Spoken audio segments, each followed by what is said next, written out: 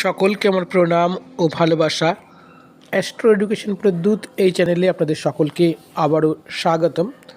আমি প্রদ্যুৎ শাস্ত্রী চলে এসেছি অন্যান্য দিনের মতো আমার আজকের দিনের আরেকটি নতুন ভিডিও নিয়ে। বন্ধুরা, আপনারা অবগত আছেন যে জ্যোতিষশাস্ত্রে খুব সহজে আপনি নিজে কিভাবে আপনার নিজের ভাগ্য পরিবর্তন করতে পারবেন সেই সমস্ত টিপসগুলোই আমি এখানে দিয়ে থাকি।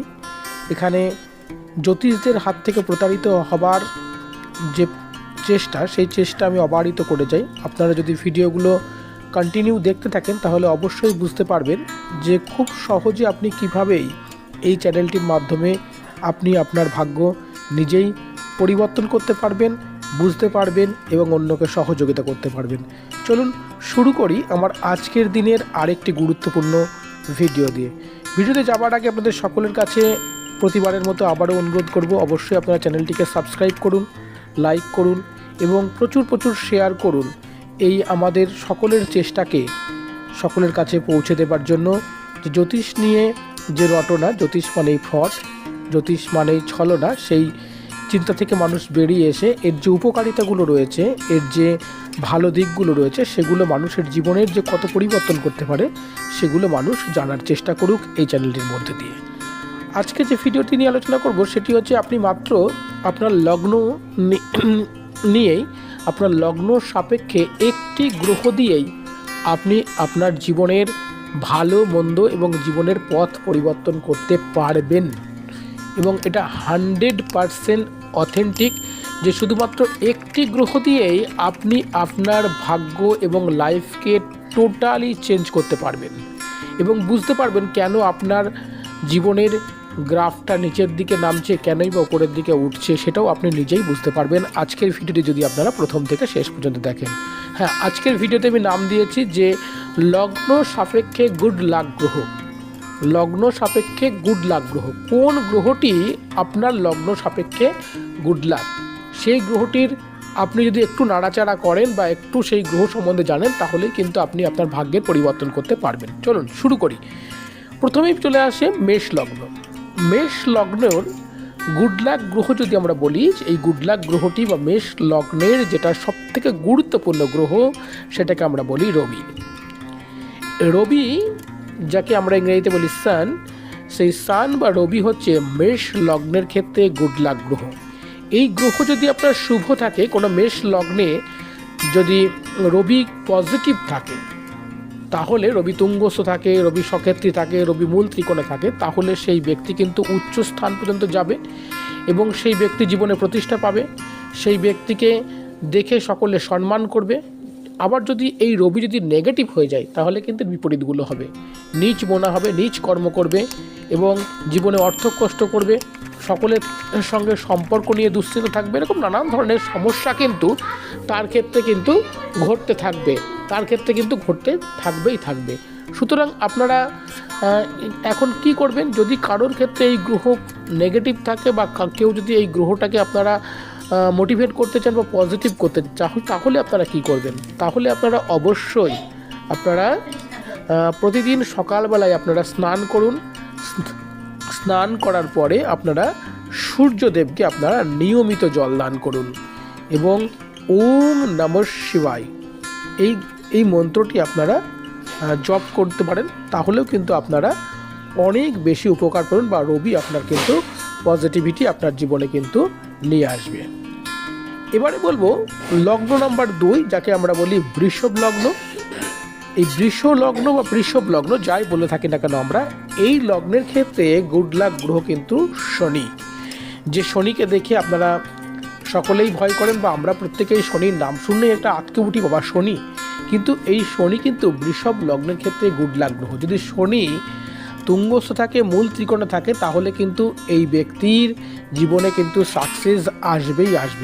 আবার যদি এই শনি নেগেটিভ থাকে, এই শনি যদি নিচস্থ থাকে, এই শনি যদি পাপ দৃশ্য থাকে, এই শনি যদি পাপ ঘরে থাকে, পাপ গ্রহের সঙ্গে যুক্ত থাকে, তাহলে কিন্তু আপনার অন্যান্য গ্রহ যতই পজিটিভ থাক, আপনি কিন্তু জীবনে সাকসেস, সফলতা, জীবনে কোনো কিছুই কিন্তু আপনি আর্ন করতে পারবেন না।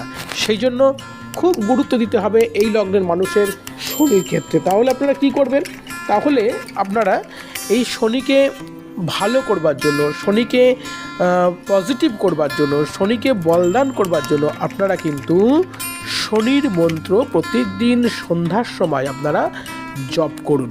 কি করবেন? মন্ত্রটি খুব ভালো করে শুনুন।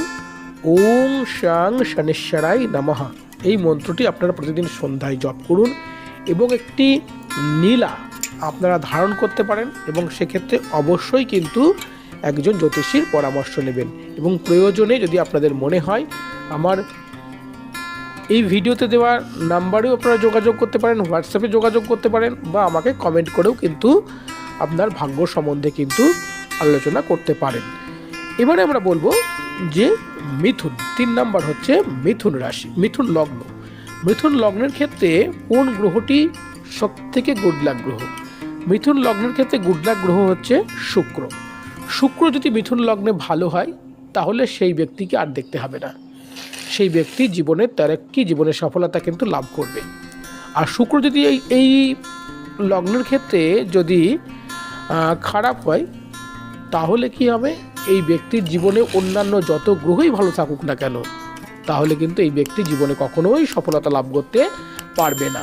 জ্যোতিষ শাস্ত্রে আমরা অনেকেই দেখেছি যে আমরা অনেক গ্রহ ভালো, কিন্তু এই গ্রহটা ভালো নয় বলে সেই ব্যক্তি জীবনে সফলতা পাচ্ছে না। অনেক জ্যোতিষ কিন্তু এই জায়গাটাতেও আমরা ভুল করে যাই, কিন্তু এই জায়গাটাই আপনাদের বিশেষ করে গুরুত্ব দিতে হবে যে এই লগ্নের ক্ষেত্রে গুড লাক গ্রহ হচ্ছে শুক্র। সুতরাং শুক্রকে পজিটিভিটি আপনার করতেই হবে। সেই শুক্রের পজিটিভিটির জন্য আপনারা কি করবেন? শুক্রের পজিটিভিটির জন্য আপনারা উপাসনা করুন।